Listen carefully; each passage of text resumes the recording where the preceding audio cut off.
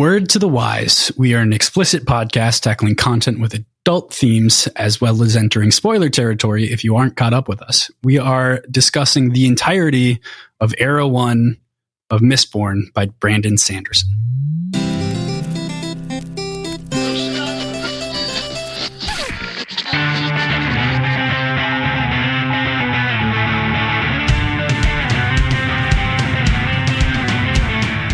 Hey there, this is Cross. And I'm PJ.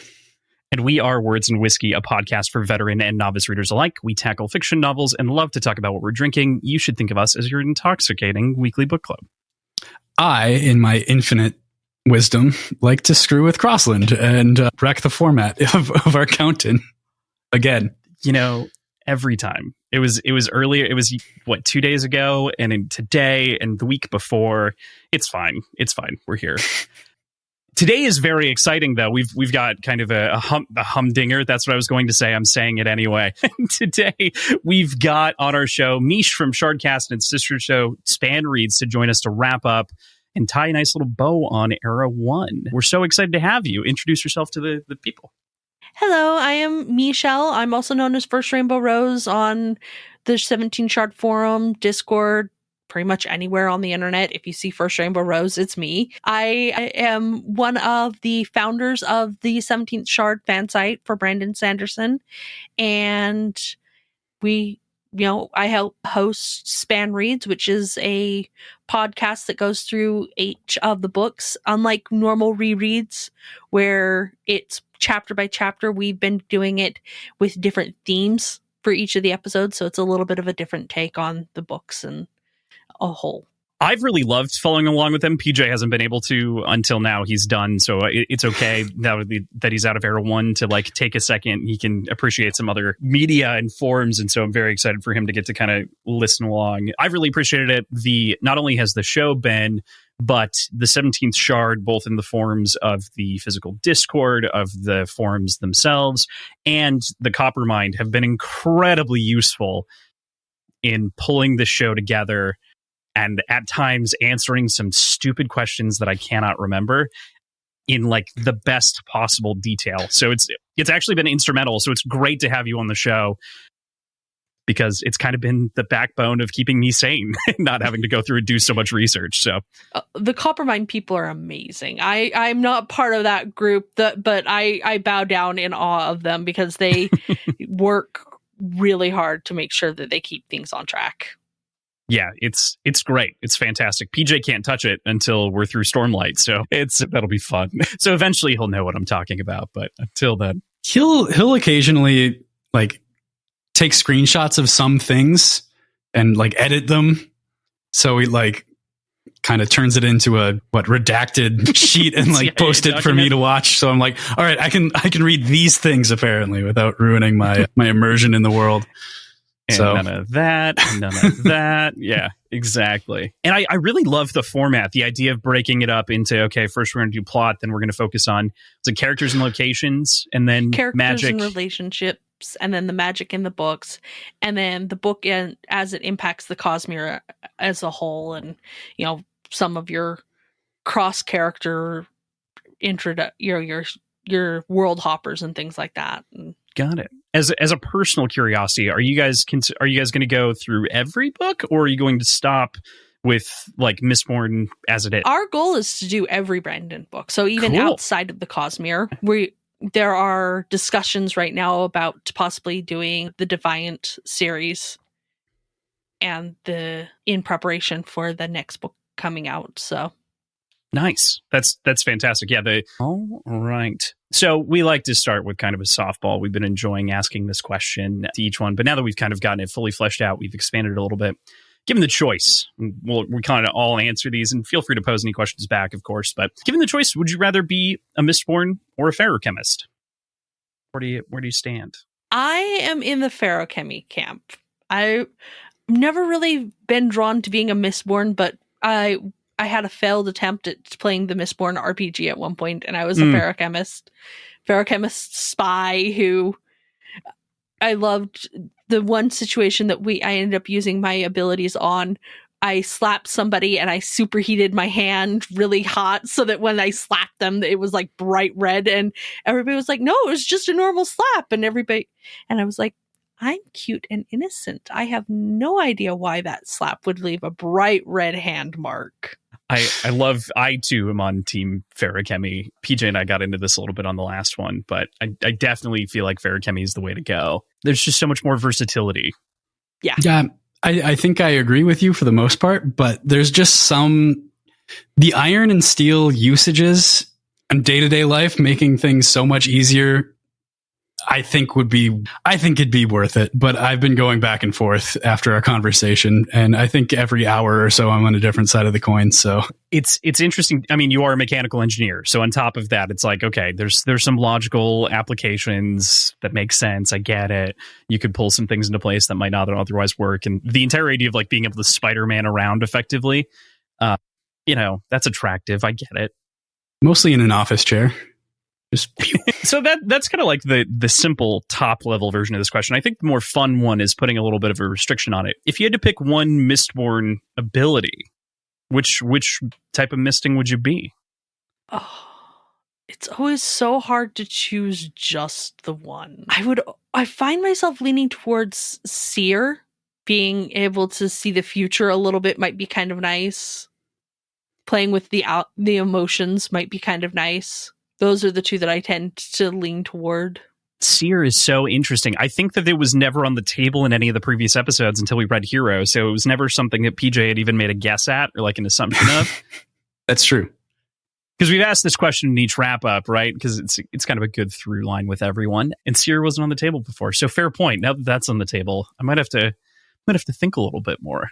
I think that's a fun idea. I still think Iron Pull for me. I really do. I think I'd use it a lot. Just to move around and do everything. I'm just so afraid that you're going to like pull something. I'm afraid for you, for the record, because I know how tall and clumsy you are. And the chance of you like pulling a knife into your hand just like seriously gives me the... Well, it'd go into my chest though, so I'd be okay. Yeah, but you'd stick your hand out to try to catch it and you wouldn't realize that it was coming towards your chest. You see the problem? Yeah. Lots of practice with lots of dull blades before you actually go for the sharp ones. Mm-hmm. Lots of great point. Lots of going ow, ow, ow.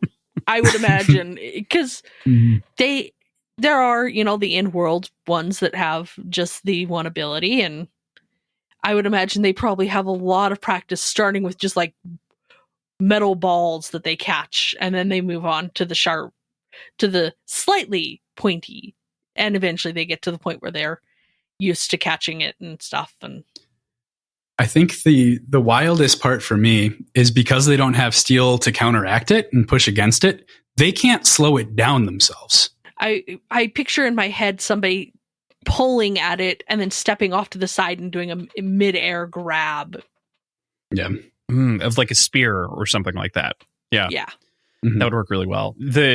So in the book, of course, lurchers are described as like pulling it into a shield generally, or pulling the coins or whatever metal. They like hold the shield and then pull it into them to absorb that, which I like the idea of. I think that works pretty well. But yeah, to your point, it's not the flashiest, and I do love that you've gone for not the flashiest ability, PJ, consistently, and you've decided to stick it out. But I'm still gonna go with the steel push. Like if I had to, outside of Seer, now I actually have to consider Seer. The emotional elemancy. Super great, feels unfair, feels like you go into a profession to like benefit yourself as either a writer or a soother. That seems absolutely up your alley. Yeah, I know.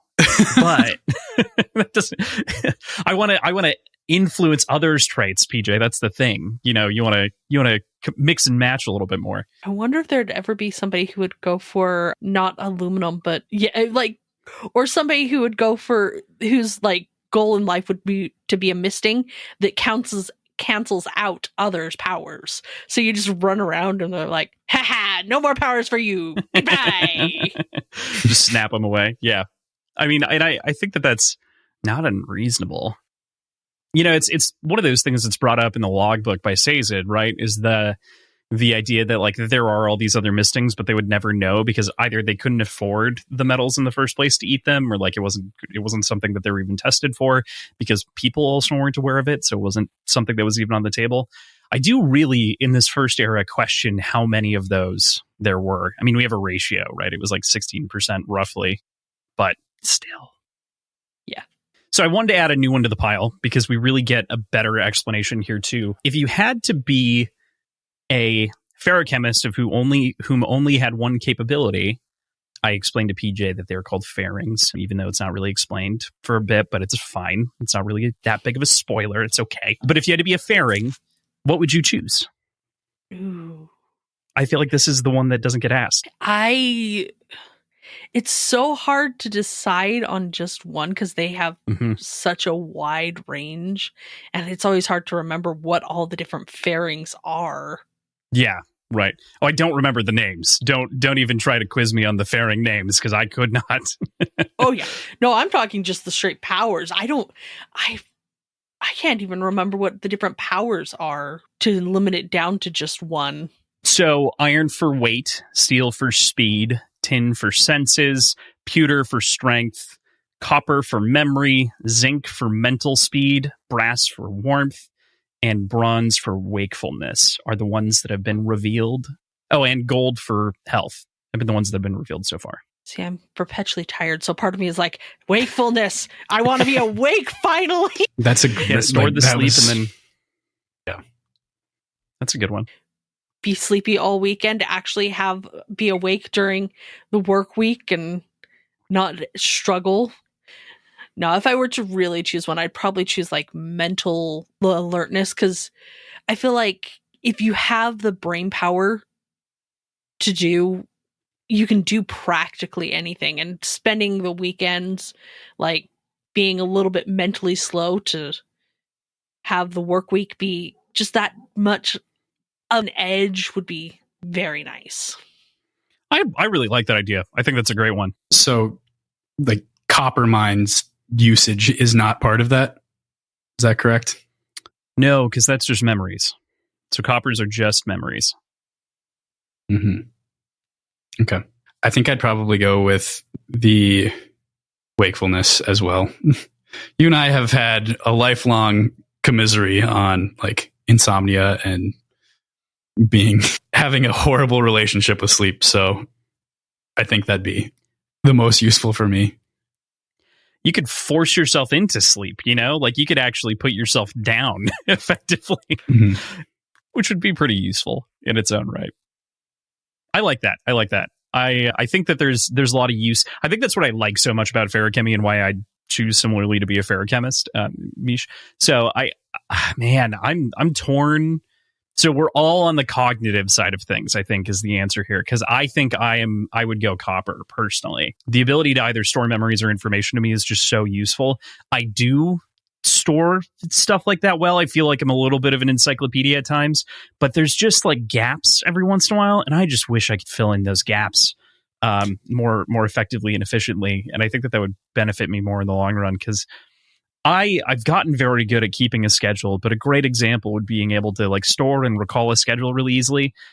In theory, I should be able to do that in a calendar app on my phone, like that should be very doable. But I think if I stored it in metal physically and then called it out and back in, that'd be better.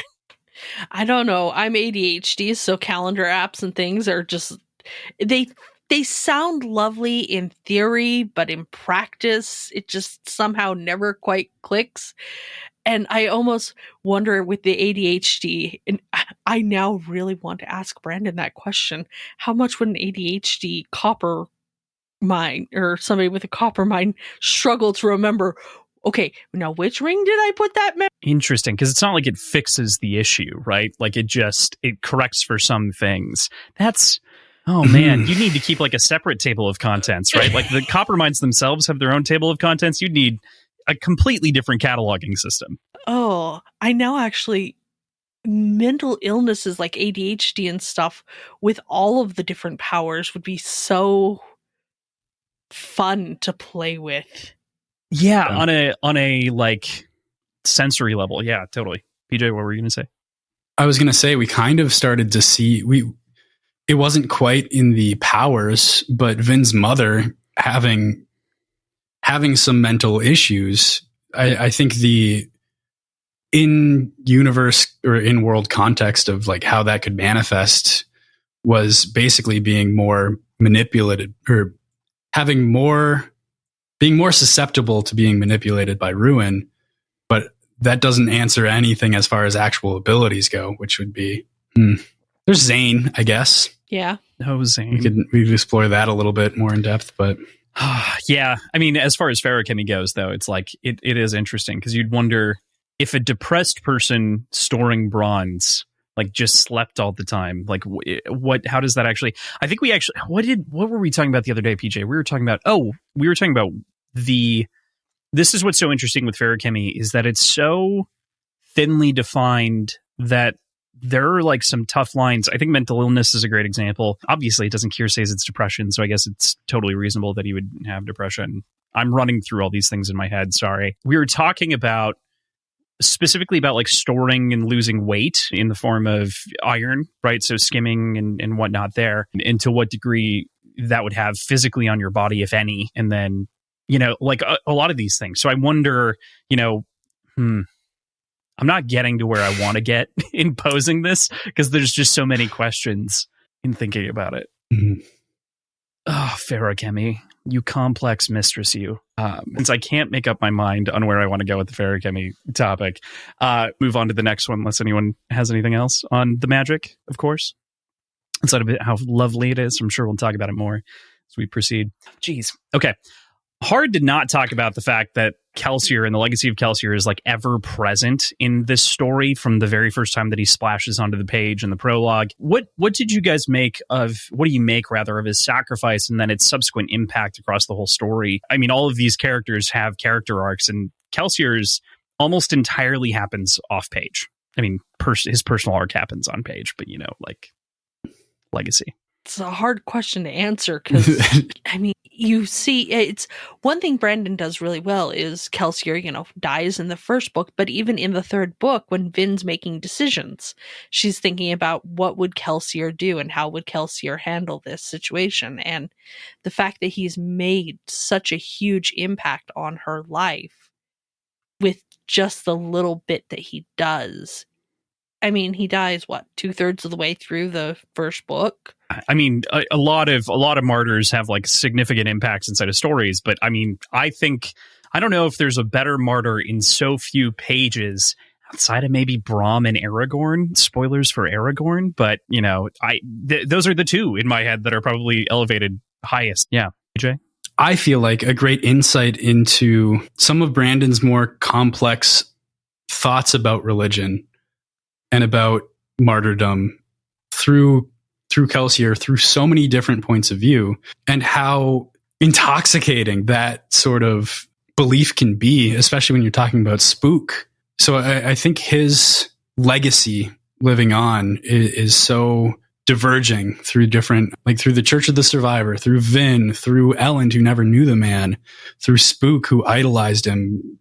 And that got to be sort of a point of ingress for Ruin. I think his impact and his life were so far-reaching, more so after death than in life. I don't remember where I started that and where it ended, and if that answered the question, but yeah. Did it?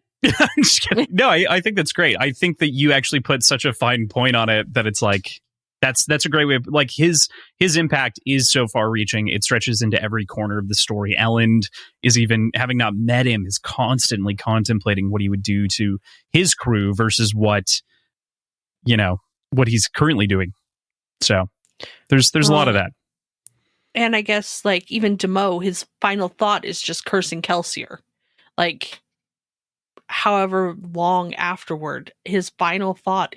So Kelsier is such a vibrant person that's their that he's able to be the final thought of someone is I was saying something with that, and I don't remember what. I mean, that was enough because it was something that I had totally I think, neglected to talk about in our coverage of it, which is a great point because he's like, Demo, whichever way, it doesn't really matter, who cares? But, he's so consumed by his faith that he's cursing him in that moment, but at the same time, it's not like a fist wagging at the sky. It's more like, less like an admonishment, but like a damn your charisma kind of a thing. I think I said the wrong character, not Demo, but Doxson. Oh, Doxson. Yes. Okay. Also a great point. I think the point stands, maybe a little less religious. Yeah. Yeah. Sorry, that's on me. I said the wrong character. Oh no, it kind of worked totally out, right. Yeah. Yeah. I mean, either way, yeah, you just sold me under a bridge is what happened, because I totally was like, oh, did I forget about that in the book? Yeah, it's good though. It still stands to reason for Doxson though. It's the same argument. Yeah, because he just didn't want to be a part of that. We go a lot of places in Era 1, and I really appreciate everywhere that we go. But what's everybody's favorite setting? This is kind of a simple one to tee up, but favorite place we spend time. I'm a pretty dresses girl, so I love seeing the balls. Oh, yes. I did put a little question in at the balls at the last second, so I did add those. But, yeah. Balls for sure. Yeah, the balls. I would love to go to an Era 1 ball and dance the night away and kind of play politics a little bit. Sounds like a lot of fun. I would be very jealous, exceedingly. Yeah, that would be a blast. And I'd love to attend one, but I don't think I'd fit in. Be your own Elland. I mean, yeah. The tall one in the corner. I mean, you wouldn't be reading a book, but... Yeah, maybe that's the case. I think I love the thieving crew, like clubhouses. Just in the slums, sneaking around, subterfuge. I don't know. I felt like it was so... Being in such a humble place, but dealing with empire-ending rebellions and planning from that was such a cool kind of dissonance, and I had fun in all of those scenarios, other than like the horrible abuse that happens in them. That's never fun, but the settings themselves I felt like were really cool. Yeah, that's a great call. All the crew locations, especially in the first book, were pretty fantastic as far as that went. Every time that they met up at Clubs' shop, right? And every time that you kind of got that secret room vibe, and you got to be in the room where it happened, as they're planning their Ocean's 11 like heist, was pretty fantastic. That's a good choice. I think I have to pick the Khandra homeland. I'm a sucker for all that the Khandra bring to the story in Hero of Ages, and I really, really, really, really, really appreciate the insight into this it's almost otherworldly society, even though they're really people, they're just really old people from a bygone era. And I just think that the entire thing, the smooth walls, the weird torture cells, that as a setting is one of my favorites that just really gets appended on, in the last book. But it's lovely. I love what you guys have brought up too, for sure. I mean, it seems like you guys are like Luthadel. But yeah, God, it's great. The homeland is pretty sweet. PJ, you had a powerful question that you wanted to ask. I had a question that Cross and I have gone back and forth with. I feel like I'm kind of on the unpopular side of this argument or this question, but what are your thoughts on Alrianne? Did you like her? I love the manipulative characters, like the ones that are just kind of doing their own thing. And I love how I wouldn't say I love her, but I definitely like her. I think that she's fun. I think I do love the scene where she just comes out and she's like, nope, I'm not going to manipulate you. I'm just going to flat out say it. The gloves are off. It's time to be real now. And Dad, we're going to do this. But by way of like characters that manipulate and just, I'm so cute. Yeah, that's fair. Crossland likes her.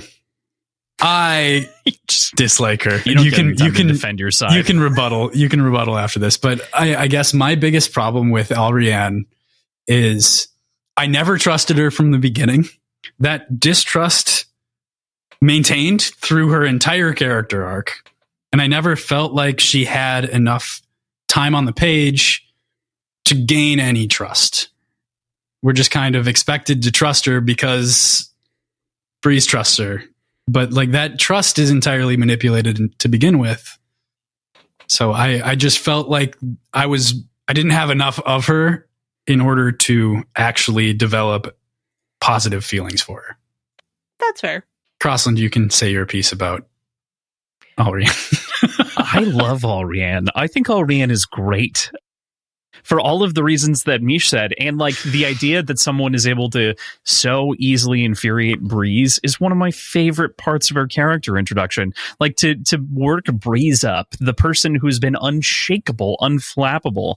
It's great because I think especially here, Well of Ascension really does a great job of painting Breeze as a character in general. It's a great additional POV that I really appreciate. But it goes from him being like, oh, yes, I am the emotional manipulator, mastermind, mustache twirl, to like a real character, like a substantial character who has all these feelings and emotions, from Alrianne to the actual fight for the city of Luthadel when he, ends up in the basement. So I think by way of Breeze, I love Alrianne. You're on thin ice, counselor. No, I don't know. I really appreciate her for all of the reasons previously. I know that one of our friends that we had on the first episode made mention of a female character that she doesn't like, and I knew that it was Alrianne from the moment that she said it.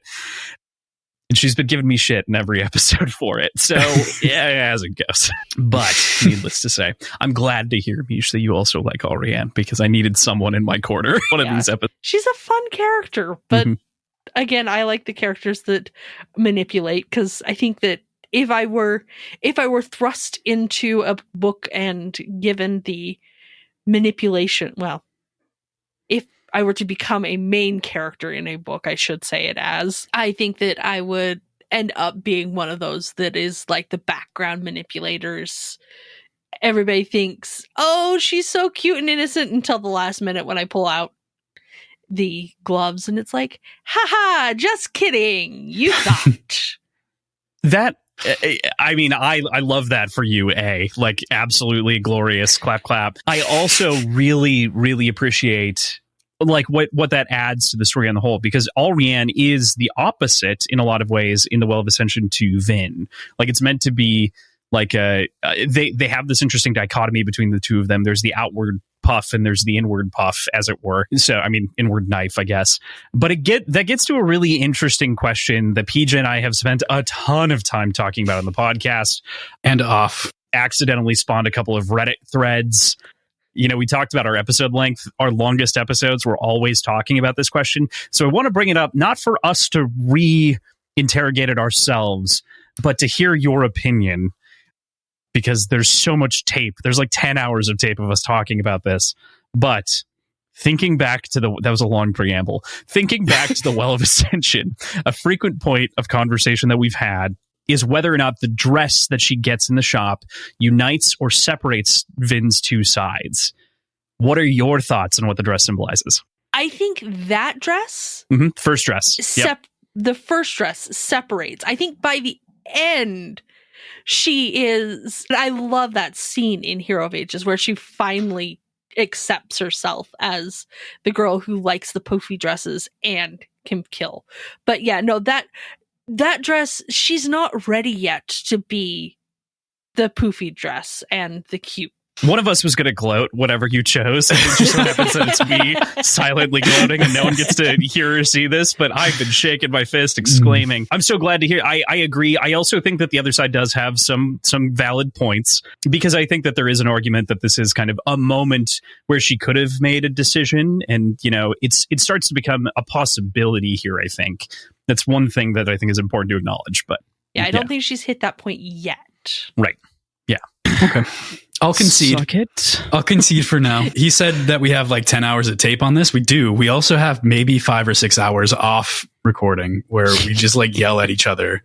Because as you can see, we drink on the podcast, and on those long episodes, we'll like take a break and get up and grab another drink. And then by the end of it, we're like, all right, we're stopping recording. And then we spend 3 hours yelling at each other in an alcohol fueled like rambling. Which is always a great time for everybody involved. We truly have not gotten into an argument that's been that long off air since Iron Gold-ish, I think. Yeah, we had one that spanned a solid 7 hours on morality. That was a tough tough day next day. I think we went to bed at like 3 a.m. It was a long night. Yeah, long day. That was tough, but it was good. It was a good time. I think that's, but in the case of literature, I think that's one of the fun things is like, how do we see things? It's not as though one of our answers is more correct, except for this time in which ours is. But, it's all about your own interpretation. So thanks for the pandering, Crossland. You're I appreciate the little bit of leeway that you gave me there. Just the tiniest bit. Yeah, finally. I can finally concede this point. Excellent. I'm just going to be riding this ego trip for like at least a half hour. So... But I do really appreciate the duality that's posed with this dress, that's posed with even sort of the kingly to emperor nature of Vin, or not Vin, of Elend, and then like Elend to yeoman. Like there's a lot of nice dual pairings of people that happen in the story as comparison points of power. Another great one that I don't think it's talked about a lot is Zane and Kelsier, because they're dichotomous for Vin specifically in the Well of Ascension as being, similarly powerful Mistborns going in opposite directions morally, and that kind of misleads her a little bit. And that gets kind of to the central theme of Vin, right, which is that of kind of trust and growth. She's our main girl, obviously. She takes down Ruin. She's raised up by preservation. There's all of this wonderful stuff. But I want to give her some more time to shine on the show. What are some of your guys' favorite moments with Vin? Oh, there's some great ones. There are so many great ones. I think the one that stands out the most to me when I think back on the series is probably the moment when she's like, you just made a mistake to Ruin. Like, Ruin kills Elend. And he's gloating, and she's like, oh, no, you don't understand. You just made a mistake. And you get to see that true, full fury of just what she is, because she holds herself back the entire time. She has her talking about morality. She has her morality, and she has her, like, I won't cross this line.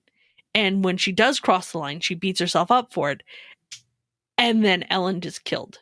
And she's like, and now I don't care about anything else. You just killed the one reason I had to be a good person. It's a strong one. It's interesting too, because I feel like that is like losing the most important thing to her. So I think that the moment makes sense.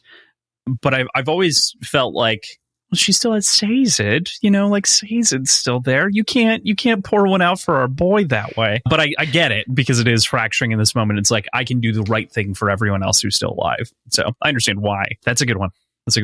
I think the wedding between Elend and Vin. Oh, that is great. And her she's always just straight to business, no nonsense, nothing indulgent. But she still allows herself to, like, she wants it to be as practical as possible, obviously, but she wants to make that symbolic move forward in the relationship. I don't know. It was simple, and it wasn't that long of a passage, but I felt like you got to see her soft side a little bit while still, like, maintaining that very, very practical Vin. What about you, Crossland? That moment makes me so sad to think back on now. I was just remembering it. And I was like, oh man, when Sazed marries them, right. That's such a man. I want to bring this up before I provide my answer, because I don't know that we've talked about it. So we've came off with the opinion basically from reading the series and for me rereading it for the third time. I think, and you don't have to be so solid in your choice, but I want to ask Mish, what your favorite book of the series is, if you had to choose. Ooh, it's a tear between book 1 and book 3. Because book 1 has a little bit of everything, but I'm not a fan of, like, I find fight scenes boring. And book 1 has the most, like, I think, fight scenes, versus book 3 is a little bit more of political maneuvering and kind of background scenes. So don't know if I can come down one way or the other between. That's fair. That's reasonable. I love the Well of Ascension. I'm a broken person, apparently, as I'm one of the few that really appreciate the Well for what it is. But PJ, were you gonna? I think I'd choose the Well also, actually. because I do like fight scenes, and I feel like we get a decent amount of both. We get a decent amount of political intrigue and just really intricate fight scenes in the Well of Ascension, along with more solid understanding of, I talk about this a lot on our show, I love rules. I love really solid rules. And we get a ton of that at the end of book 3, but we get a lot of the like really, really solid foundation within 2. So for those 3 reasons, I guess that solidifies my choice. I think I like 2 so much for a lot of these emotional moments that we're talking about, right? Like the wedding in particular, and the final moment within I also adore, which is why I'm having such a hard time picking, because I do, if you'd asked me this question on the outset, I would have gone probably book 1, book 3, and then book 2 as far as, or actually I probably would have gone 3, 2, 1, like backwards were my favorites. And then over the course of this reread and show and covering it, I think I've ended up changing and been 2, 1, 3, which I really didn't expect, but I've really enjoyed a lot of the character highlights and moments that you get inside of Well, even though it is definitely slower and it is more of a departure as far as expectations go. But that said, I still really enjoy it. I like the little murder mystery. I'm trying to pick my moment still, and that was my delaying tactic, and I still haven't settled. Yeah, you just entirely diverted your question. I did in an attempt to give myself time to think about this more. And we just went along with it. You did. You guys did it. What does that say about us? So great. Thank you for that. I noticed, but I was gonna let it slide because I've tried that myself to distract and be let me ask you. Yeah. Kind of the same idea. Yeah. Man, I have a tough. After you said the wedding, that's what threw me, because all of a sudden I was like, "Oh, I'm not thinking of all of these other moments." Crossland really just went, "Let me answer my own question with a question." It's true, I did. Did there? And also, I didn't come out the other side with an answer. I think for me, it might actually be, the more that I'm thinking about all these moments, I really love the scene in which Vin finally knocks Kelsier down a peg and he gets really emotional. Now that I think about it, that is a very powerful scene from that book. It's one of the final moments that we get with Kelsier really giving a heart to heart, talking about Mare and Marsh and kind of the situation at the Pits of Hathsin and what went down there, and his sort of final crumbling to not being this chest out kind of bravada dude finally kind of changes and breaks, and he really becomes a not wholesome, but like a full-hearted dude. It adds a lot of complexity to his character that I think otherwise would have been missing without that moment. And it's a great Vin moment, because she stands up for herself, even to her own friend, of which she wouldn't have done before. So it's got, circular things for the theme of trust as well. Yeah. There we go. I made it. I did it. Do I get claps? Well, no claps? Okay. All right. No, I'm just kidding. So did me. Thank you for the pity. I appreciate it. You asked for it explicitly. I did. We're just being supportive. Sometimes that's all we need. That's exactly what we need. I'm being condescending. Deserved and earned. So I really think that one of the, I was just talking about the first book, talking about that a little bit more. Our perception of the Lord Ruler really shifts over the course of these 3 books. Do you think that over the course of time, in the way that we finally develop and learn more about him, does he get to the point where he is absolved of his wrongdoings and redeemed it all? Or do you think he should still be admonished completely for what he's done to his own people and to society in the whole for 1,000 years in the face of these immortal gods and their chess game? I think it's a little bit of an in-between. He's forgiven. I forgive him a little bit for what he's done. He kind of does what he sees as what he has to do, but there are certain aspects of it that he kept society at the exact same place within progress, kept guns out of the hands of the everyday people. He created the ska and that society, and then just turns a blind eye to the terrible way that they are treated. So the fact that he does it originally is forgivable. The fact that he lets it continue for 1,000 years is not. I think it's a great take. I think that's a great point, is just the fact that he perpetuates the own, like his initial prejudices make a lot of sense for Rashek, right? Because he has those prejudices against people and he's trying to set up something that'll last a long time. But yeah, it's a fair point that he lets it go on for so long. And some of that, Ruin wants things to change, right? So there's a question of how much influence did Ruin have, and I assume very little. Well, enough to like mess with him in the head, but not enough to, yeah. It'd be more preservation that would want to keep it as it is. And right. Yeah. Right. So my biggest sticking point with the Lord Ruler, on top of what you mentioned already, the biggest one for me is the actual like existence of public executions at his own hand. So it's not just turning a blind eye, it's actually actively participating in this oppressive situation. And that's the one part for me that I'm curious if there is any influence in Ruin. We know he uses hemalurgy through context with him having like embedded spikes or embedded metal mines and the like. Yeah, so we know Ruin can still exert influence while trapped. So how much influence is there actually? Or is there just these deep-rooted prejudices that die hard? It's hard to know. Yeah.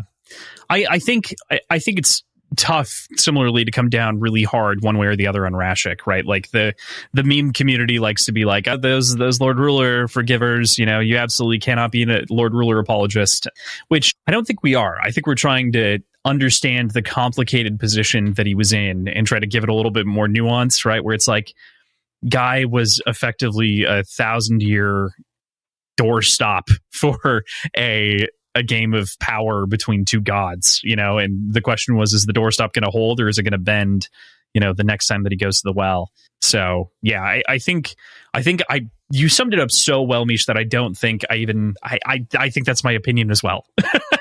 Like, I pretty much holistically agree. Mm-hmm. It's so tough to come down on Rashek for his initial behavior, because it's definitely incorrect, but it's definitely prejudices based on where he was at as a Pac-Man and kind of seeing this person take and run with their religion, that it didn't feel right to him. And I think that a lot of that makes sense. But then in the end, the decision to perpetuate it and keep it going for 1,000 years is where the mistake really lies. Oh boy. I want to ask a follow-up question to that though, which is, across these three books, we have kind of I don't want to call it completely unique. It's definitely not the only time I've ever seen it employed. But we do have a relatively unique thing in the form of these logbooks, right? First book, we've got a Lendy's journal. Of course, at first we think it's the Lord Ruler's. Second, we have Kwan's. And the third, we have, as we figure out at the end.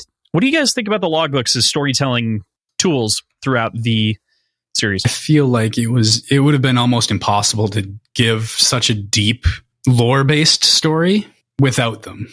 Because we need an external tool to tell us these underlying rules of allomancy and ferrochemy. We need these underlying like historical significances of the Koloss and of the Khandra people that we can't learn them in the point of view of our characters, really, to the extent that we need to know them in order to get the full understanding of what's happening. So I felt like it was incredibly powerful, and I really enjoyed reading them every week. They're great for adding that the flavor of the world is not there if you don't have them. Mm-hmm. I think flavor is a great way to put it. I would definitely say they're kind of like the salt base spice right on top, right? As you're sprinkling it over top of this story at the beginning of every chapter. Leave me alone. It was a bad joke. It's fine. I'll cut it. Well, no, I won't. But as I'm thinking about the way that it's distributed, I think I do appreciate the logbooks quite a bit.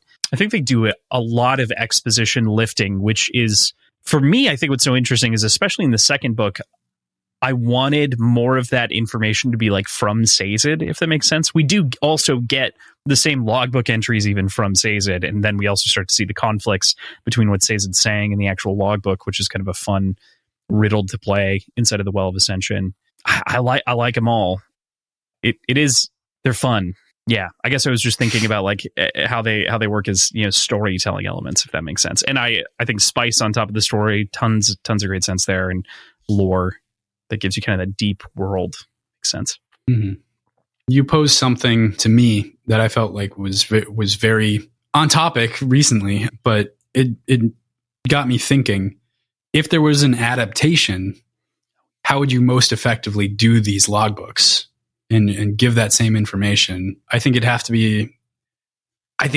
to be almost a sort of preamble narrator at the beginning of every episode or part or whatever this adaptation ends up being. It's hard to really make that work well, you know?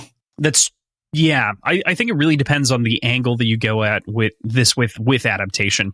Move into that because it's a fun question of late. But thinking about adaptation with this, I guess like a first question before we can even really think about how you would tackle the logbook is, would you guys prefer to see movies or a TV series? I personally would prefer a TV series because I just like the idea of being able to explore everything. But between Stormlight and Mistborn, which are the two that most people are thinking about adapting, I think Mistborn lends itself better of the two to being a movie.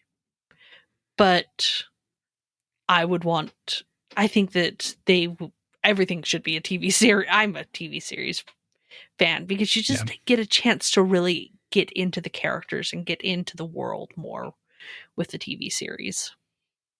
I think especially lately, we're seeing such high production value and like deep TV that it's hard to not want that for every single book series that you read, you know? Like it'd be hard to pare this down. I think now, like today, if you were to approach Lord of the Rings, I don't know if you do 3 movies again.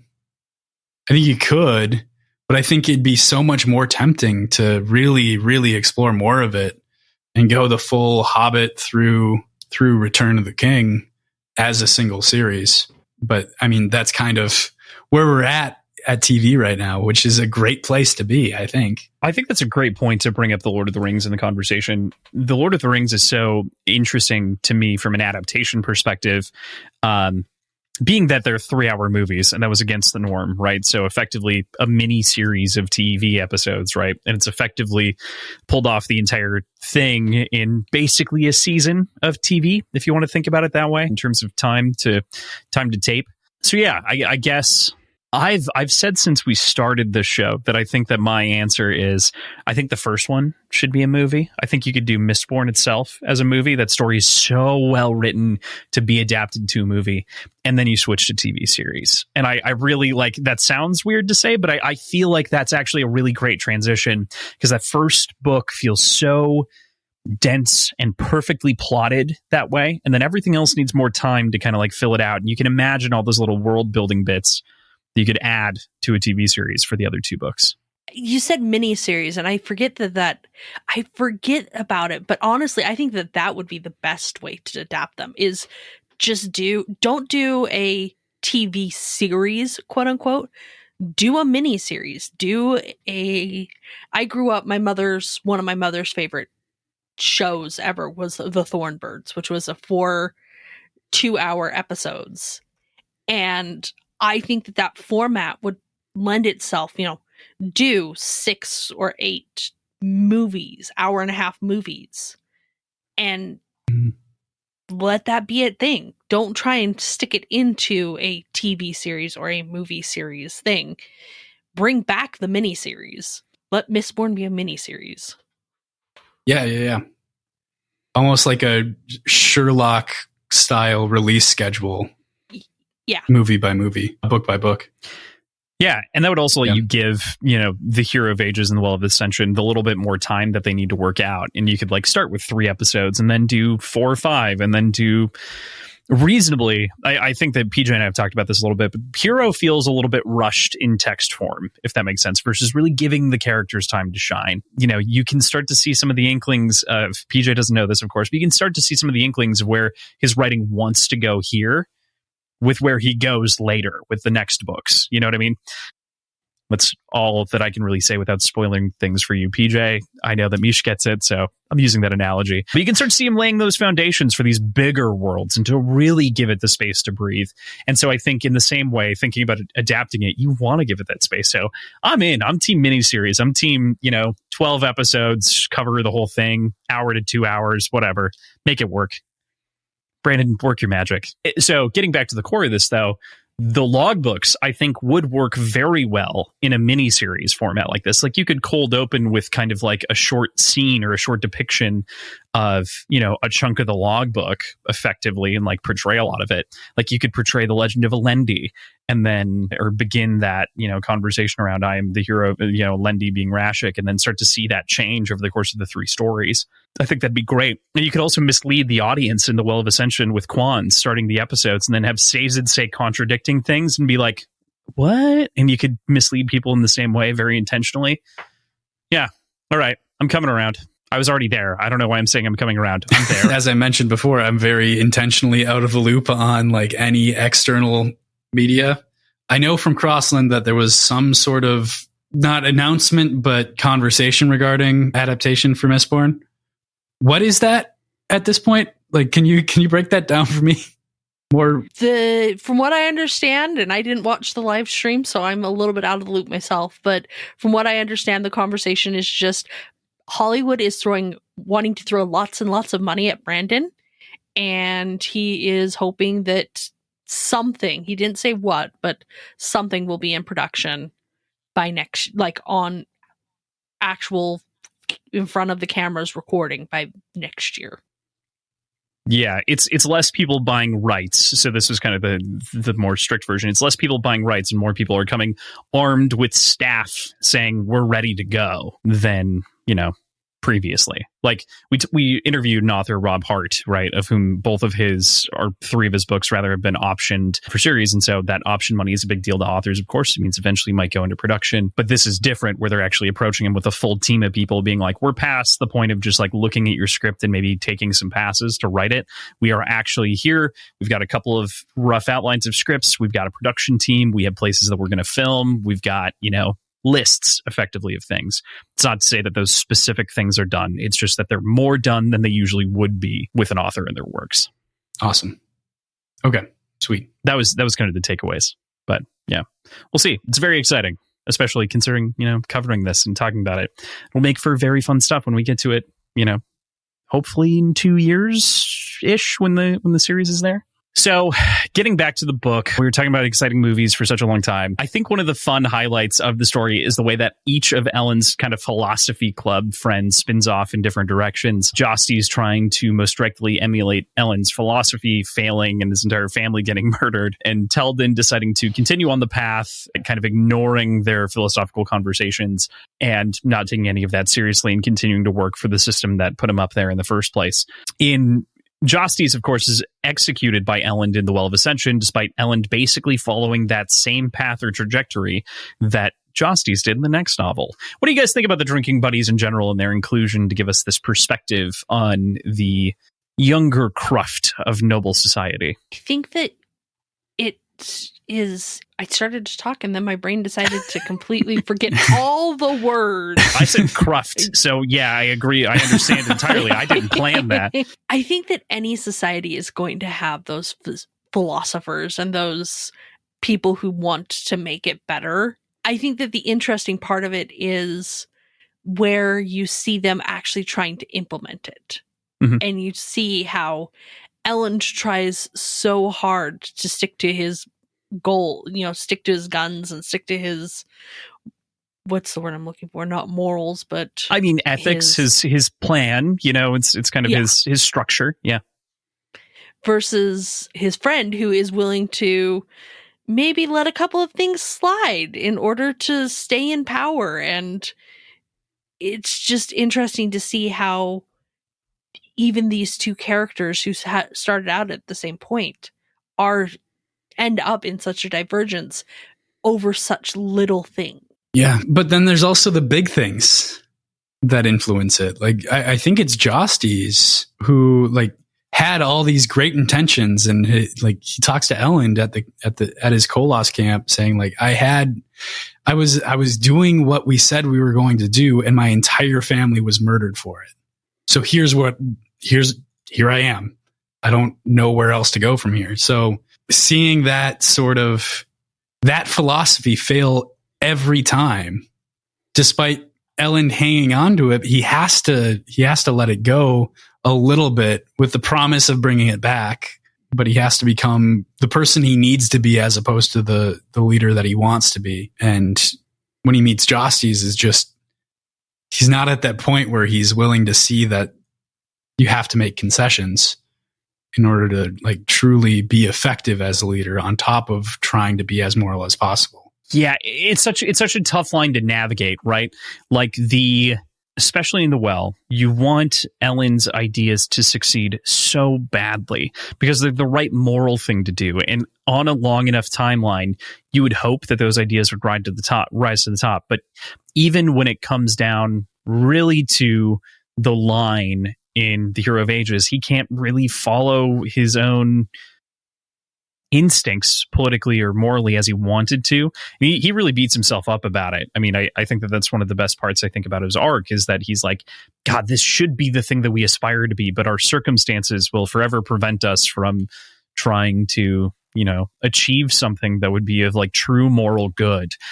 We used the term moral paladin throughout the first and second book because that really kind of embodies the idea of Elend and kind of what he wants to strive for, because he's not trying to come from a place of ignorance. He's working really hard to, get somewhere else. So, man. We definitely said moral paladin a lot in our coverage. Yeah.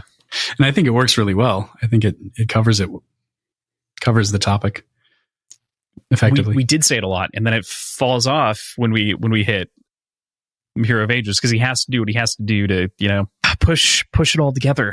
But speaking of Elend, what do we make of his change? We've been talking a little bit about this transition from our literate little scamp in the first book to incompetent king in the second to the nigh omnipotent emperor in the third. What do we make of this little roller coaster we have for our boy?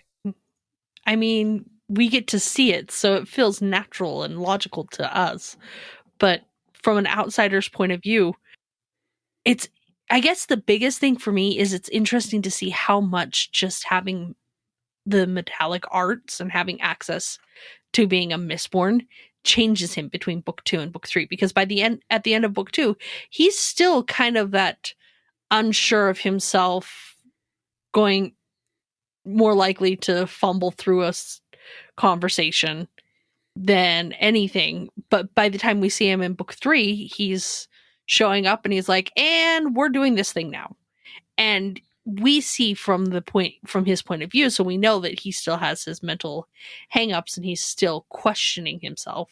But yeah, he's still got those core insecurities, that he had before. But it's really like you put it, I would say competence. He suddenly acquires competence and wields power as competence, which is fascinating. Did you feel like that was underbaked at all going into, or like do you find it jarring moving between books? Not unnecessarily underbaked, but jarring. Not really jarring, just because you've got so much going on that it's kind of in the background. But thinking about it after the fact, right now, it almost seems a little bit convenient, if you will, that he goes from bumbling, at the end of book 2, he could give a speech if he needs to, but he'd still hum and haw a little bit about it, versus at the beginning of book 3, he shows up and he's like, yep, this is how it is.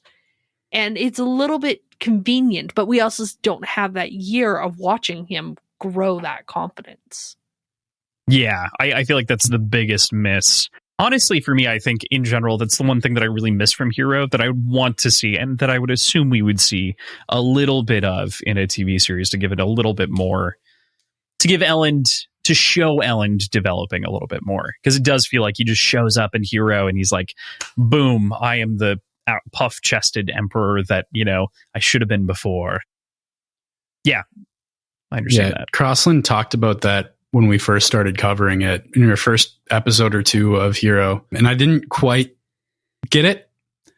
But in retrospect, I completely understand where he was coming from, saying, like, I wish we got to see more of that transition between Ellen the King and Ellen the deposed king and Ellen the Emperor, because it is a little bit of a quick jump, and I know there's a transition there, and we don't get to see it. It's just that it's that little morsel of story that I would beg for if I could get anything else. Is there anything that you guys feel like is missing that you'd want inside of the story? Not necessarily in Ellen's, but like some little like chunk or piece that you wish you had a little bit more on. More of Ellen and Vin's time together, because it's a big pet peeve of mine, especially in book 4, or in book 1, I should say, not book 4, book 1. You see them, I think they have a total of 3 or 4 scenes on screen together, and suddenly they're in love with each other. And you get a little bit more of the time with them together in book 2, but even still, most of the time you don't really see them interacting in a way that by the time they're married, you're like, yeah, okay, I guess I can see them being in love enough to be married. And then book 3, they're completely opposite areas for most of the book, but they're still pining after each other. And it's like, I would love to see more time of them on screen falling in love, or more time of them just being in love. Yeah. I agree holistically. And I think that also solves the problem that I have with Ellen later, with that like missing year, is like, if you're going to fill in time gaps, it's a great thing that you could do in an adaptation to show at that point they're married, right? So, but you'd still see more of their relationship. You'd get more of a sense on what they're like day to day, to kind of give that a little bit more breath and let it kind of fill and luxuriate a little bit more. I do agree with you. They're not quite insta love. Like it's not quite as bad as bad's even a bad word to put inside of this context, but see, and even if it weren't insta love, I'd probably be more okay with it. But it's an insta hate, and then suddenly it's love. Like love at first sight. You know what? There are rules to that are break all the other rules that you would normally see. You want to do love at first sight? Okay, I'm fine with it. But no, it's the exact opposite. She can't stand him at first, and then so the half grounded thing is what really gets you. Exactly, yeah. Okay. Oh, I completely agree. I'd love to see more of that, because it does. I don't know if it's partially. I can't speak to, like, obviously I can't speak to Brandon's later works, but it felt like he shied away from writing anything truly romantic or intimate in general, which is fine. But in a very passionate love story between these two that we see none of the passion or intimacy, it makes it a little bit difficult to follow along with it and really buy in on it. So I completely agree with you there. I think my answer would depart a little bit in topic. I want to see a point of view from Doxson, because I feel like we're missing so much of the crew, especially early on, and we could gain so much understanding of all of those characters, because he's kind of the central project manager, as it were, for the entire crew, and being able to interact with every single character from a single point of view in that respect would be so cool, I think. I love that you jumped to point of views. We were just talking about things that we want more of, but agreed. Yeah. I mean, well, I want more of the crew, and I think that's how we would get it. Sure. Maybe I bridged the gap a little bit too soon, but no. I'm just poking at you mostly. But yeah, Ellen and Vin's relationship is simultaneously one of my favorite things. And like you've said, Mish, it's one of the things that I just want like a little bit more, like just a little bit more. The moment in Well, like the waking up moment in Well, is so great. It's just like, it doesn't need to be anything crazy. I definitely am not like inside of this story. I'm not going to look for Brandon Sanderson to like lean in for anything even semi-sexual, but at just a little bit more of like, give me some more like kisses on the forehead, whatever, like just something to show a little bit of affection. You know what I mean? Yeah. And you already have this great tool, which is the balls, right? And the balls do such a good job, especially in the first book. You said it was your favorite setting. I adore them. We get our first book balls, which are great. Then we get our final book ball, which I think is also wonderful. And I kind of just want to spend time talking about them because I think it is fairly unique to fantasy. Not all fantasy given, but most modern fantasy that isn't in the romantic category wouldn't verge this way. And I love that this does and brings in this other side of kind of a regency almost to Mistborn. Yeah, I want to talk about the balls. What do you guys think? I love them. I love them as a plot device because they're great political. I think they're a fantastic way of sharing the setting and sharing showing the representation of the difference between the ska and the nobility. I think that they are lovely just all the way around. Yeah, some of the scene setting is great. Sean Alariel, I will never forget her name because of just the impact that her presence has inside of those ballrooms and how everyone bows to Shan or Sean, whichever way it's said. I think either way will make for fantastic on-screen drama and tension. And I can only imagine that actress having a field day with that presentation. It's got to be boisterous, you know? I don't know. I get excited about that one. You mentioned it as a plot device, and I think thinking about it that way and thinking about it within the setting of like retrospectively understanding that this 1,000 years has been locked in with no progression intentionally means that, I mean, what are you going to do every day? You know, there's no real forward progress in the way that you're interacting with people. And jumping into balls is the perfect way to spend time. I think that the balls' existence in general makes absolute perfect sense for the setting that we've been set in. And there'd be such a huge void in noble society without them. So I love their existence. And I love that it's a point of intrusion, like not intrusion, but of subterfuge through the first book and in the third book in Urto. No, not Urto. Fadrix. Yeah. So being able to like go back to that and say like, hey, there was change here. We don't like that. We're going back to the balls. Like all of it. I love the existence of the balls, and I don't think I'd have it any other way. Yeah. Love that. I love how much like we're just like, oh god, this series is so good because it is. I think PJ and I both came out a little bit harsh in our last episode, so I'm glad that we kind of get to like pump it up a little bit.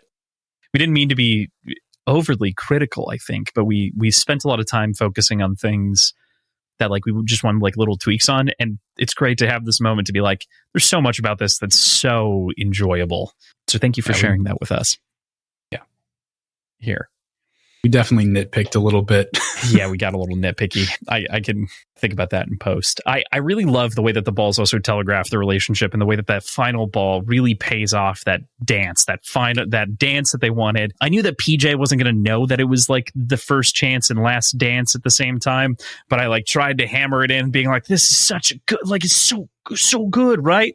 Teacher's like, yeah, it's cool that they dance. So I was like, oh, it's so good. This moment of love, and it's a sacrament. It's great. It's something we wanted from the beginning. What'd you make of what were your thoughts on The Last Dance? First time rereads, you know, either way. I think that it is one of the sweetest scenes that Brandon has ever written because it is that the callbacks of Elend taking the time to find a book and to make Vin laugh, you know. It's sweet that he knows exactly what he was reading the first time he met her.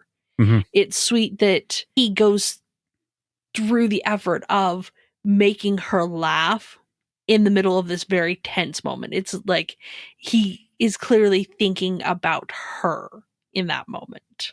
It's a great point. And that highlights kind of some of the other things that we were saying where it's like, it feels like those are some of the things that we want out of Vin and Ellen's relationship if we were to go back. And this is one of those really tangible moments. And it makes it very impactful because we didn't have it all the time before. And they finally have time to, you know, have that quiet moment together. My heart. Yeah, I love that. So we've been talking a lot about a couple of different things as far as what we'd like to see filled out in adaptation and kind of some like gaps that we'd like to see filled, or, you know, kind of a wish list. I want to pose something a little bit different, which is kind of like a what if scenario that we might explore for a little bit. Other than Kelsier, because the change of Kelsier living would make a dramatic impact on the story. What would have been the most dramatic change if one of the dead characters had actually survived until the end? Thoughts? Anyone? I was waiting to give PJ a chance. Oh, yeah, no, I jump in every time. No, it's fine. I was also like trying to think of like what are I our have list an of answer, dead, which was the other thing that I was trying to remember. Clubs. My answer is Tindwyl. Fuck. I think Tindwyl is where I go as well, because I mean, Sazed would be completely different in book 3.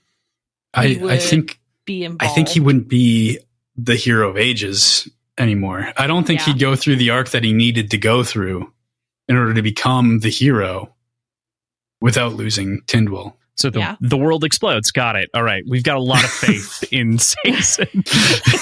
Sazed's girlfriend lives, and as such, the world explodes. So sad. Someone else would pick it up. Hopefully Spook. Maybe that's Spook's role in that alternate universe. I think Tindwyl's a good one. Was that also where you're going, Mish? Yeah, Tindwyl was also where I would go. It also impacts Elend and Vin. Vin has 2 more years of being told, no, you are who you need to be. We have Elend being stirred up a little bit better to become the emperor he needs to be. And you have Sazed not going through the religions and not becoming the hero of ages.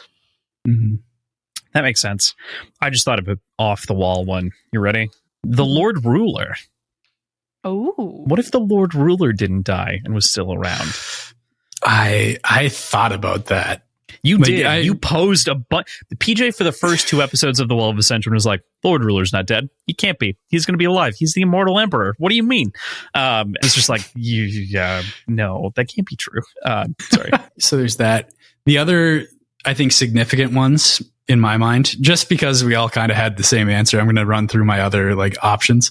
Or Soar, I think would dramatically change the entire story. Zane. Having Zane survive, and similarly Straff. From a more subtle political perspective, I think that could really, really change the way that the entire war goes. How much more dramatic would it have been if it wasn't a siege on Yeoman and instead it was a siege on Straff? You switch the cities that Spook's involved in, you switch kind of the whole plots, and then it's Straff versus Elend, and he's trying to be political as opposed to... We kind of already got that, though. We did kind of already get that, so yeah. But fair point. But then we lose the glory of Vin just going, no. Right in there. True, which is fantastic. The political justice and the just yes of that moment of just is satisfying, too satisfying to lose. Yeah, such a great point. That is one of my favorite parts of the conclusion of the hero, or of Ascension. That entire bit is so strong, where it's she just flies out and launches like a little fly in the air, and then the spec gets closer and closer and closer, and you cut perspectives, and Straff is dead. Yeah, it's great. Does she split the horse? I think she does. Yeah. Yeah. She just comes down and splits everything just right. Mm-hmm. Sword comes down, and she lands, and the sword's in the ground, and everything goes. I do not look forward to that in the because depending on who adapts it, this could be really gory, and I'm not a fan of gore. It's fair. It's a fair point. I would think so. There was a wonderful question that's been put out a couple of times in terms of talking about people to adapt. Do you guys have any thoughts on directors if you would choose, or person to be a showrunner or what have you? I don't know enough. I'm so bad with names and with who's connected to what story, what projects. I'm so bad with that. You could just give me a project and I could tell you who did it because I probably know. This is that whole Coppermind part of me. I want to see Alfonso Cuarón. That was my pick for the director. He did Prisoner of Azkaban. I think he does a phenomenal job kind of combining the sort of life to characters and sort of the hopefulness of friendship, and at the same time giving like the scary moments, the horror that they deserve in the form of the Dementors inside of that story, as well as Lupin's transformations into a werewolf. So I would pick, personally, I think Alfonso Cuarón would do a fantastic job adapting the series. And I think that would also be tasteful from a gore perspective. For instance, my brain depicts that shot that we were talking about, the death of Straff, with like the sun setting in the background, the red sun, and you just see him kind of like split apart in the distance as a silhouette, more or less. So it'd just be like a folding, and you wouldn't see anything gory. You just like see the collapse. But you know that it was split in half because the sword would be on the other side. And I think that Cuarón would do a shot like that. So as part of my rationale for picking Alfonso Cuarón. But that's very specific. I was asked this question on Twitter. That's why I have this very specific answer. By the question that you asked. I did and was asked. Yeah, fair point. Fair point. I can tell you for Warbreaker, but that's only because of the fact that... Who'd you pick for Warbreaker? I don't know the guy's name, but he's the guy who did a movie called The Fall. But it came from, it's the entire reason why I know the Lee Pace one, right? Yeah, the Lee Pace one. Yeah. Tarsem Singh. Yep. I love that movie. Love that movie. And the entire reason why I know of that movie and fell in love with that movie was somebody actually clear back in the time of the Time Wasters Guide was talking about adaptions of Warbreaker and said that movie was a good example of why he should be in charge of Warbreaker, just because he does.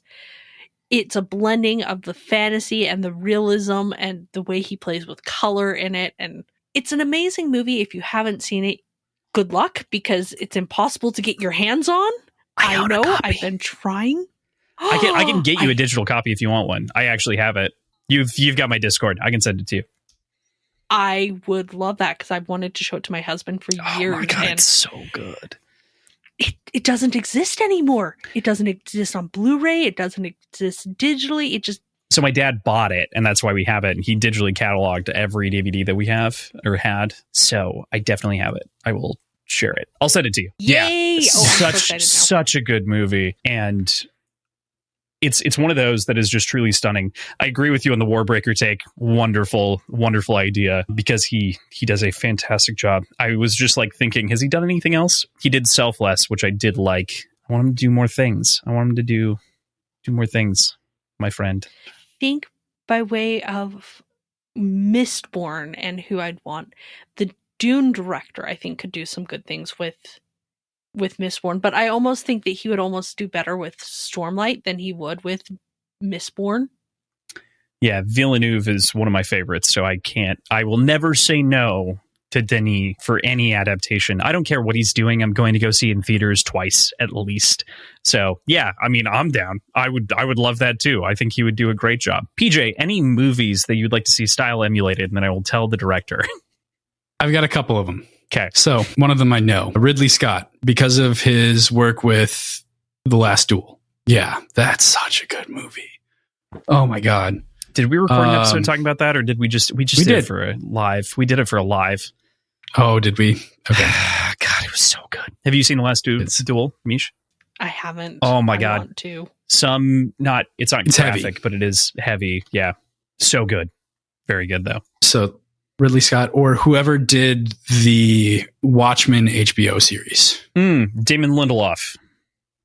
Okay. He didn't direct it all. He wrote it all.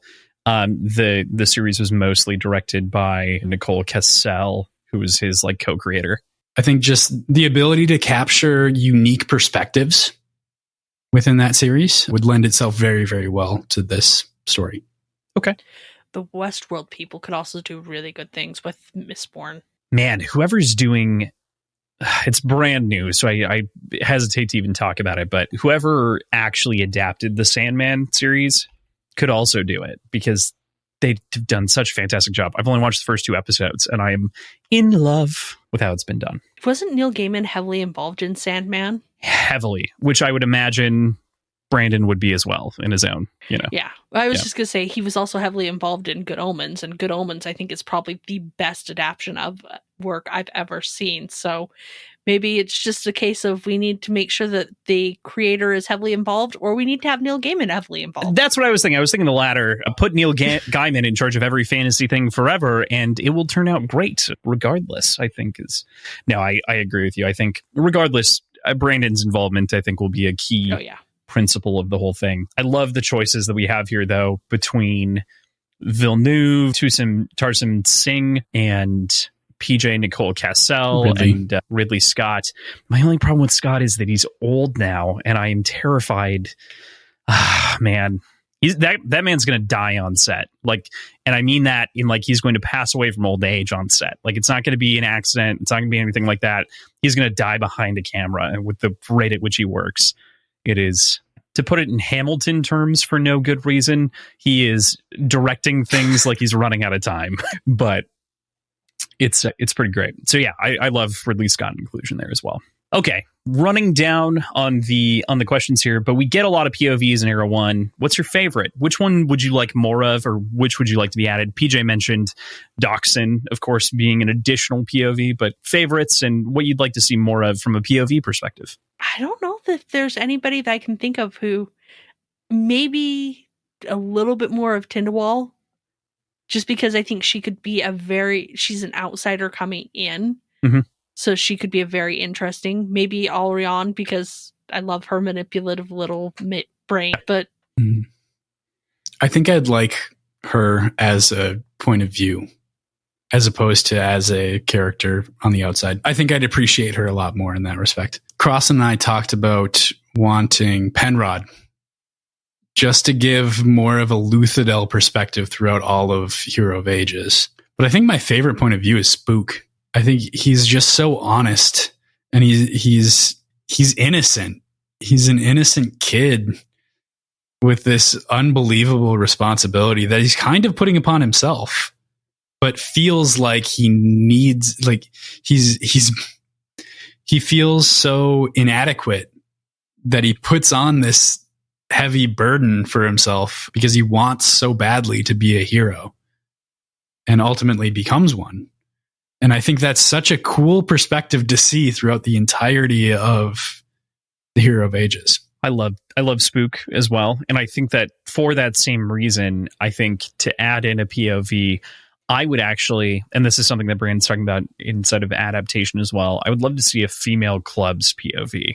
If and when that happens inside of the adaptation, that's something that I think I would really appreciate, because it would give us even more time with Spook to understand some of the decisions of why he's bringing them around and sort of the protective nature of Clubs. Because I think Clubs is, in a lot of ways, he's not like a gentle giant, but he's like a softie with a hard shell outside. And I just really appreciate all of the scenes that he's in with Breeze is predominantly where we get him. So I would either beg for a new POV of Clubs, or I would beg for more of Breeze, because oh man, did I miss having more Breeze in the last book after this time through. It's Breeze is so much fun because he is, in a similar way to Alrian, he is that manipulator. And so you get these perspectives of moments where he's really genuine about things, and then moments where he's pressing on other people to help them more often than not. And so I think with Alrian and Breeze, you can kind of see that innate trade-off. And I think that they fill those similar niches of emotion. Man,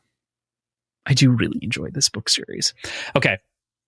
We just barely begin to explore savantism capabilities in Spook Story nearer to the end of the series, but we wanted to ask you and kind of your thoughts on what other effects you can imagine other savants might have with their metals.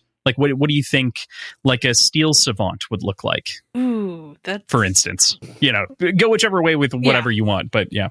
See, it's hard to picture because I think that to an extent, Vin almost hits savant levels with some of the things that she's able to do, just the fine manipulation of, because you see Kelsier whipping things around and stuff.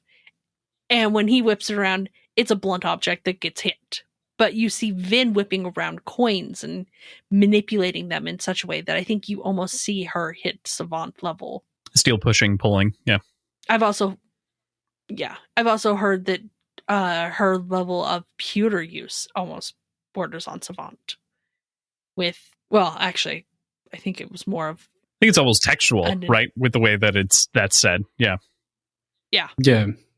Basically, it says pewter is just very, very subtle in the difference between a general user and a savant in it. And also, most people die by the time they get to that level. So it doesn't explicitly say that Vin is one, but she's been burning pewter for months at that point when they mention that. Yeah.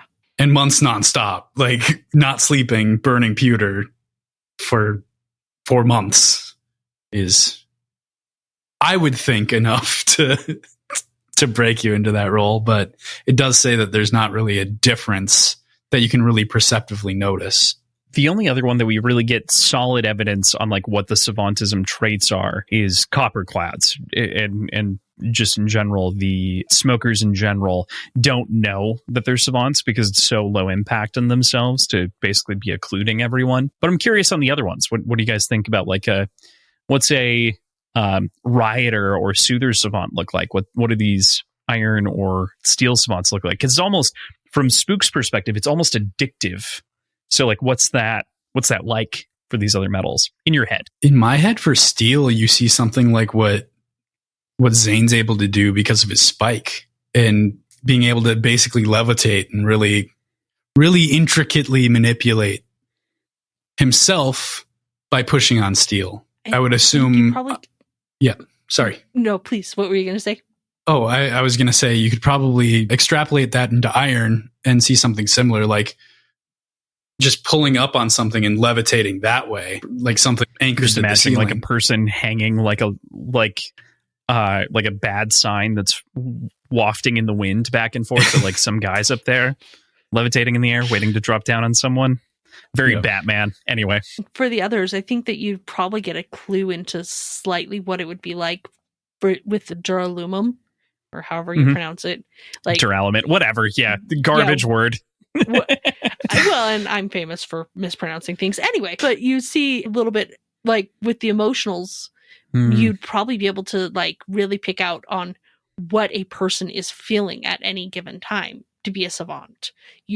You'd see an empath basically become a bit of an empath and being able to manipulate the emotions that way. Or I really like that for soothing. I feel like rioting would be, you would accidentally inflame people. You know what I mean? Like soothing, I totally see like the empathic side of things. I see rioters as like anywhere that they direct their focus would be like creating an argument. You know what I mean? Like, I don't know. I just see like the blunt instrument is how I kind of see rioting sometimes. So yeah, definitely empathic for soothers. I agree with soothers. For rioters, I think I disagree with you, Crossland. I don't think it goes more intense. I think you get more granular and you get to really, really focus in on like subsections of feelings that you're breaking down. I thought it was going to be like minutia about being right when you're arguing with someone. Like, oh yeah, well, I know this thing. Anyway, yeah. What were you saying, Michelle? Oh, just I agree that you'd probably be able to, if you think about the emotion wheel of, you've got surprise, and then you've got, I don't know, I've seen the emotion wheel, and you've got these different layers. I think that rioters would probably be able to basically, I want to make this person angry. But savant would be able to be like, I want to make them mildly annoyed about this one little thing. Mm-hmm.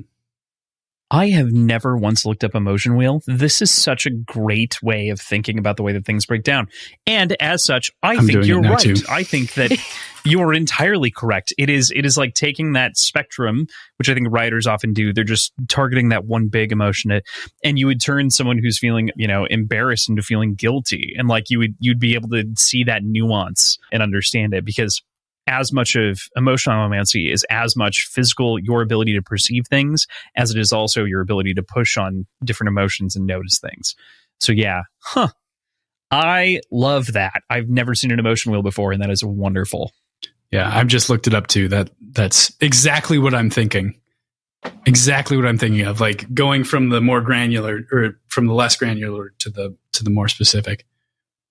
Yeah, how perfect. Great. Yeah, thank you for that.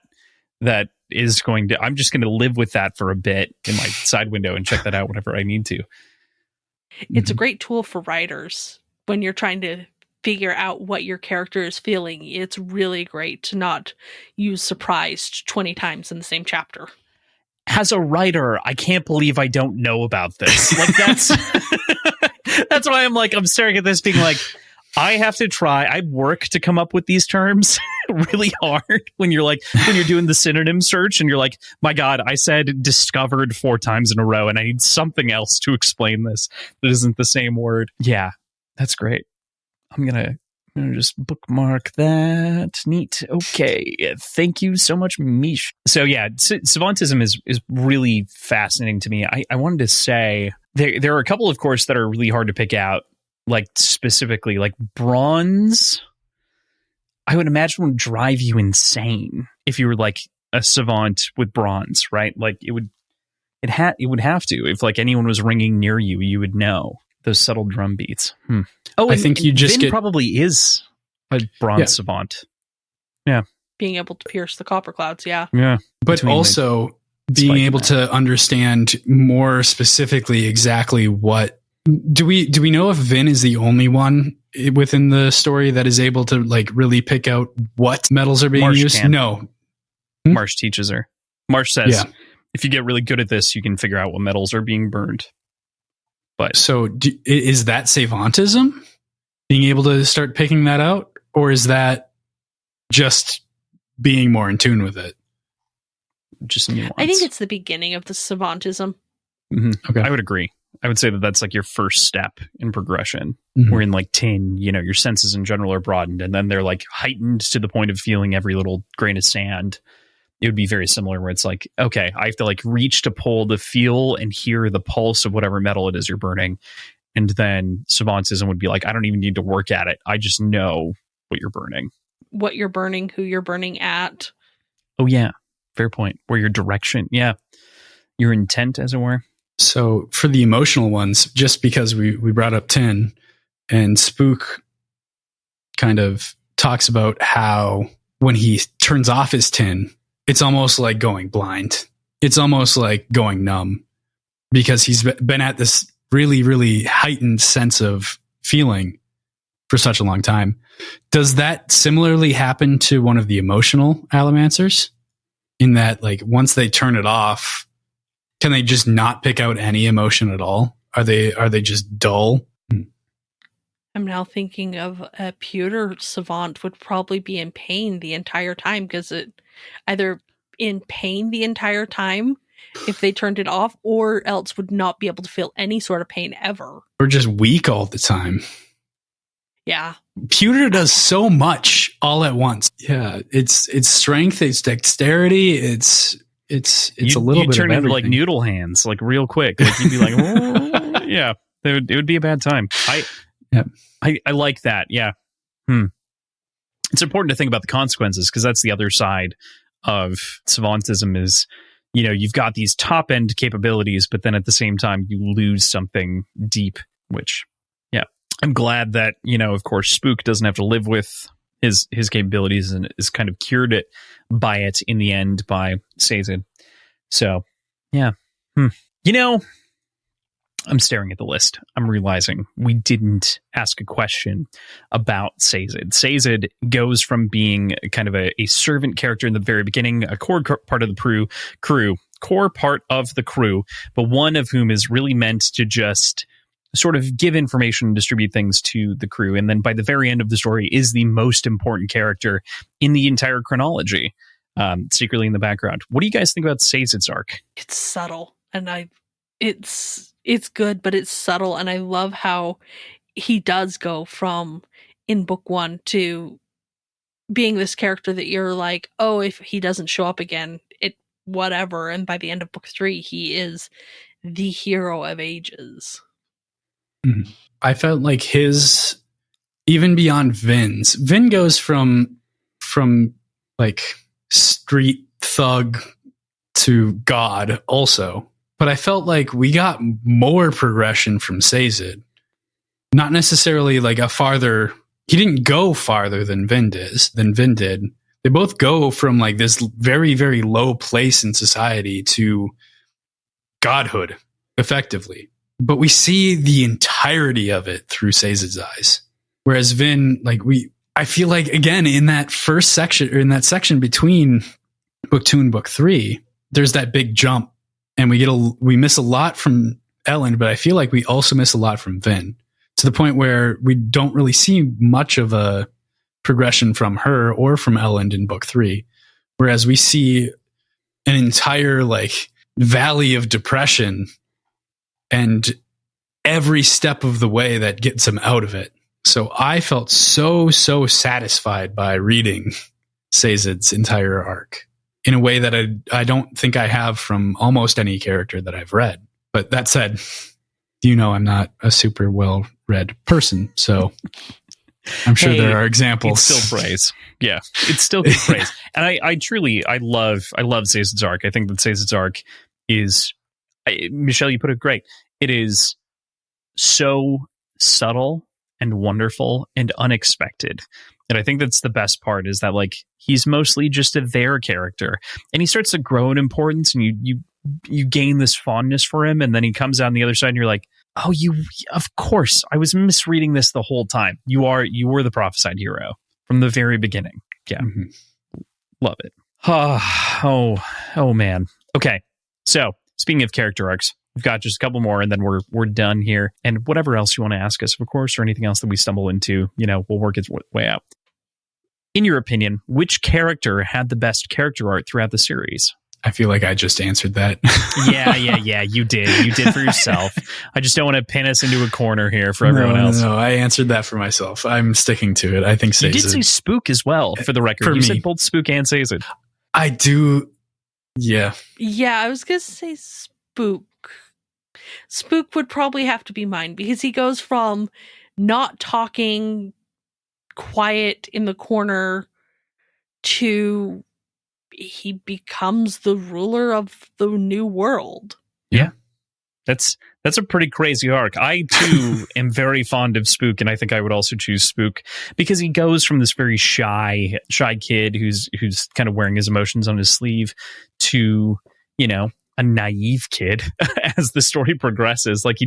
He grows in between, and that moment in the well when he knows that he's leaving his uncle behind to die is one of those moments that just grabs my heart and runs with it. And then it feels like in the Hero of Ages, he's fighting for that memory the entire time. I think I mentioned it to PJ at one point, but one of the only changes that I wish would be made is, as opposed to Kelsier appearing as the image in his mind in all these different moments, I wish it was Clubs. I wish so dearly it was Clubs, because that would just punch me repeatedly in the heart, because he's not only fighting for Kelsier's memory, but he's also fighting for Clubs. And if you just tied it back to the family just a little bit more, that's my dream retie to kind of fix it. Not that it needs fixing, but I think that I agree with you on the side of Spook, from both of what he aspires to be in the form of Kelsier and of what he had in the form of Clubs, and how he kind of can hopefully meet those in the middle and drive forward emotionally. And he's the young kid. It's great. PJ, you're standing by Sazed? I am, but I could be swayed to say Spook as well. I think Sazed is so complete in what we see, because we see the deepest depths of despair that he goes through without holding any punches back. We don't get any really significant time skips where he's crawled out of that pit. We see him through it the whole way. Okay, you're alone on your Sazed train. We're going to stick on the Spook bus, and we'll see you later. I do really enjoy Sazed's arc. It's tough to say. It is so fascinating to me that when you talk about characters in books and trilogies, usually the characters that are set up at the very beginning as the primary character, that people gravitate towards the most. And this series is one that people split in all kinds of directions because of the way the story goes. So, it's so good. Okay. Not necessarily a parting shot of a question, but near there. What's your favorite romance pairing in the series, and why? What's your favorite romance of the group? And we've got Alrianne Breeze, we've got Sazed Tindwell, we've got Vin and Elend, for the most, and Kelsey and Marshmare if you really want to get dicey. But favorites. Well, we know who my least favorite is. No, I think my favorite is actually probably Breeze and Alrianne, because even they both are, Breeze is so beat up about it, but she's just like, yep, nope, this is what I want. And they're believable when you see them interacting with each other. You can see the romance and you can see the love there. Mm-hmm. There's natural teasing. It's wonderful, right? Like, yeah. You get that. You get the flustered Breeze in those moments where he's like, oh my God. And he's so self-conscious because he is older, but at the same time, it's not a manipulated relationship. Yeah. I love it too. I think I talked to you about this at one point, Crossland, and I'm gonna mention it, but I don't think I'll use it as my answer. But I really love the one-sided love story between Vin and Spook, and what high regard he holds her in, and that starts right at the beginning. He holds her in high regard from the beginning, and that regard maintains throughout Hero of Ages. And it's a little bit of self-consciousness and a little bit of jealousy as opposed to love and adoration, but that relationship in his mind still exists. And he talks to Beldra about the fact that he gave her a handkerchief at one point, and like that clearly stuck in his head, and it was very, very meaningful for him, despite nothing actually happening. But of a two-sided relationship that I'd have to choose, I think I'd go with Sazed and Tindwell. I think it's very, very meaningful and impactful. They're very different people, but you get to see the whole overlap of interest and the true sort of kinship that they share. Yeah. It's so tough to not just say like, yeah, I love them all. I like all my action figures. Can I keep them all? Do I have to choose? Even though I posed the question, I'm making us all choose our favorite action figures. I'm a sucker for the impact that Kelsier and Mare's relationship has on everyone else in the story. It's not the best romantically, of course, because Mare's already dead before the story really begins.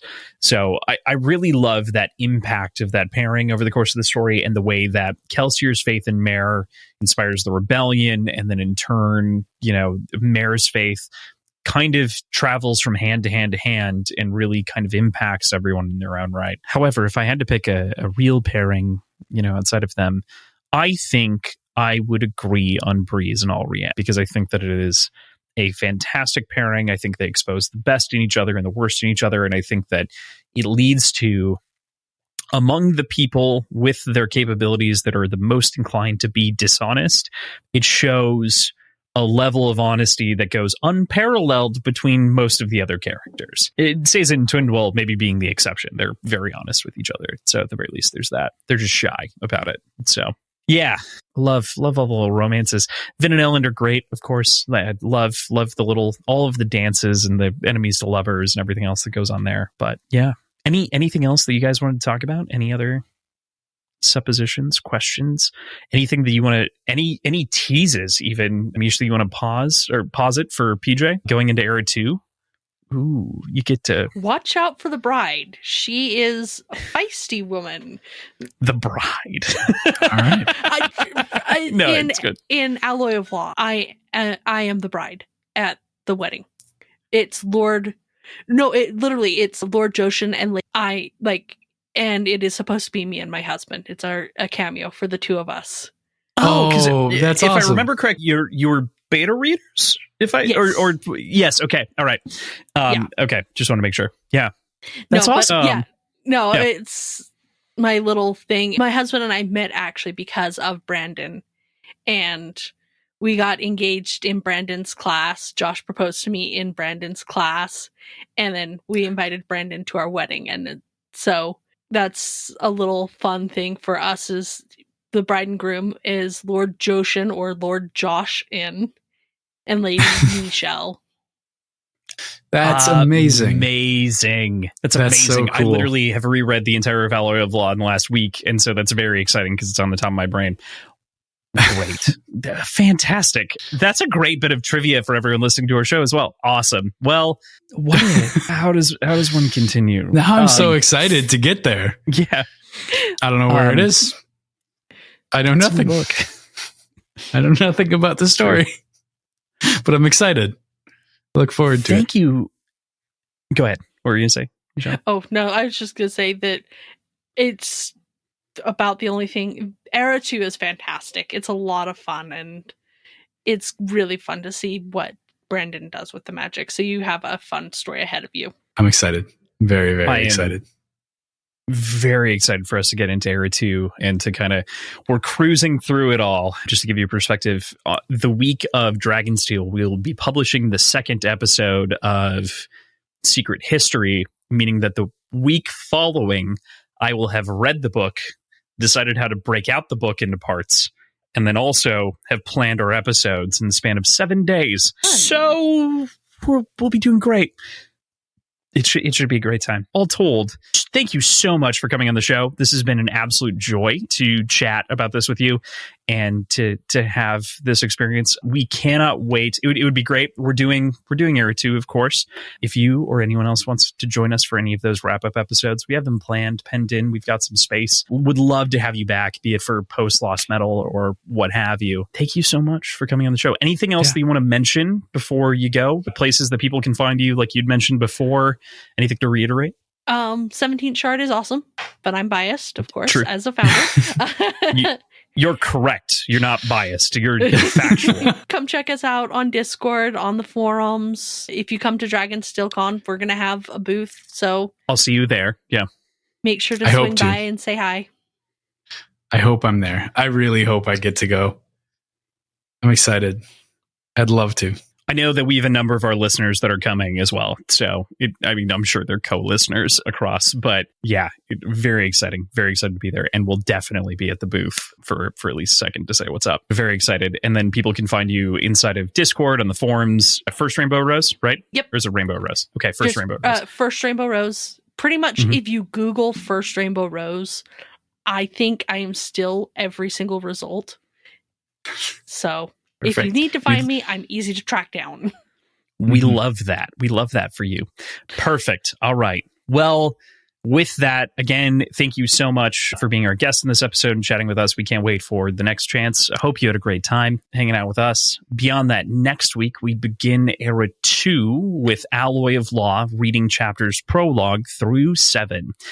We're doing the book in 3 episodes, so it'll be fun to kind of go through. But it's so much. It's shorter. It's a lot shorter than the previous books. I think it's 65,000 words or something like that. So we're doing it at about pace. So that's where we'll leave you for this week. Thank you so much to Tim and Andrew for keeping our show's lights on. You can check out the links in our show notes. You can find our schedule, our Patreon, our previous episodes, our websites, our social media accounts, all in one very convenient location. And thank you, of course, to the 17th Shard, Michelle, and the entire thing for taking all this time with us to spend to talk about the show or the book.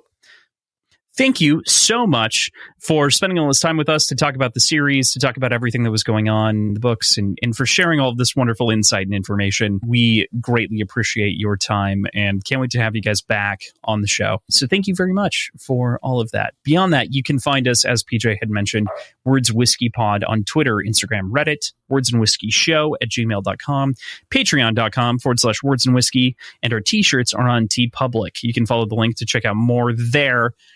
We may have some updates coming to those pretty soon, either new logos and likely a new place to shop for them. So look out for that because it'll be a fun little update. So thank you all so much for supporting us. And thanks again to Michelle for coming on the show. Yeah, we've had that in the works for a long time, haven't we? I think since book 1, maybe book 2. This appearance? Yes, book 1. Yeah. Yeah. Great to see it finally come to fruition. This was such a fun time. Mm-hmm. Yeah. And, things pop up and other things like that. We were going to have a couple more folks on, but here we are. And I had a fantastic time. I loved it. And I can't wait to have more folks on over the course of the next couple of books, wrapping up things like, the Stormlight Archive, like some of the other books inside the Cosmere, to have on to talk with us about it. So yeah, can't wait. Agreed. Beyond that, make sure to check them out. I should mention for sure, pump them.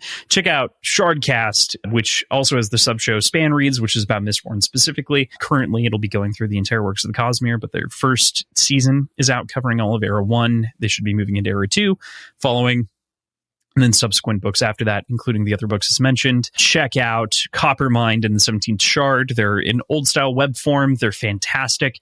They're definitely the best that still exists that hasn't just been consumed by Reddit, which I think is awesome, because I think a lot of that structure of web talk has moved pretty much to Reddit and other locations. And their Discord, of which you can go to chat with a bunch of like-minded Cosmere fans. 17th Shard there is also a fantastic place to group to chat about everything you might like about Brandon Sanderson's writing and the Cosmere as a whole. With that, we'll see you next week talking about Alloy of Law. I'm so excited. I'm going to go read tonight.